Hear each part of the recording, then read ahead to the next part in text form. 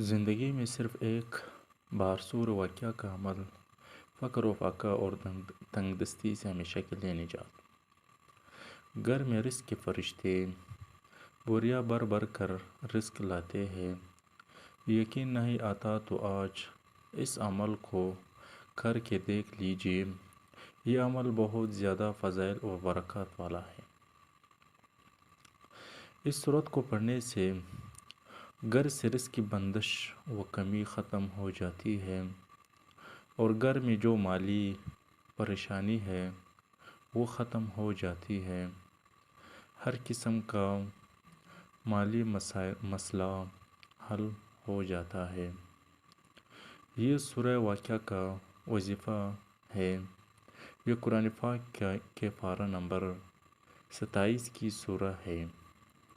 جیسے کہ ہمارے آخری پیغمبر حضرت محمد مصطفیٰ صلی اللہ علیہ وآلہ وسلم نے فرمایا، جو ہر رات سورہ واقعہ پڑھے اس پر غربت نہیں آئے گی۔ ایک اور حدیث پاک میں حضور اکرم صلی اللہ علیہ وسلم نے فرمایا، سورہ واقعہ دولت کی صورت ہے، لہٰذا اسے پڑھ کر اپنے بچوں کو پڑھائیں۔ مذکورہ بالا حدیث سے یہ ثابت یا بات واضح ہو گئی کہ سورہ واقعہ پوری امت مسلمہ کے لیے ایک نعمت ہے۔ آج ہم جس دنیا میں رہ رہے ہیں وہ تناؤ اور پریشانی سے بھری ہوئی ہے۔ ہماری زیادہ تر جو پریشانیاں ہیں وہ مال سے متعلق ہے، عدم استحکام کی ہے۔ تو یہ سورہ اچائی کمائی کے لیے دنیاوی فوائد کی ایک صفت اول فراہم کرتی ہے۔ یہ سورہ واقعہ ہمیں غربت سے بچاتی ہے، جیسے کہ ہمارے پیارے آقا حضرت محمد مصطفیٰ صلی اللہ علیہ وآلہ وسلم نے فرمایا، جو بھی ہر رات سورہ واقعہ پڑھے اسے کبھی غربت کا سامنا نہیں کرنا پڑے گا۔ ایک اور روایت میں ہے کہ حضرت عبداللہ ابن مسعود رضی اللہ تعالیٰ عنہ جس نے بیماری میں وفات ہوئے، اسی دوران میں خلیفہ عثمان رضی اللہ تعالیٰ عنہ ان کی بیماری برسی کے لیے آئے۔ انہوں نے ابن مسعود رضی اللہ تعالیٰ عنہ سے پوچھا، آپ کو کس سے شکایت ہے؟ تو آپ نے جواب دیا، اپنے گناہوں سے۔ تو انہوں نے پوچھا، کس چیز سے شکایت ہے؟ کہا، اپنے پالنے والے کی رحمت کی۔ پھر کہا کہ آپ کے لیے طبیب بلاؤں؟ کہا، طبیب ہی نے بیمار کیا ہے۔ مزید کہا کہ آپ کو مال دیے جانے کا حکم صادر کروں؟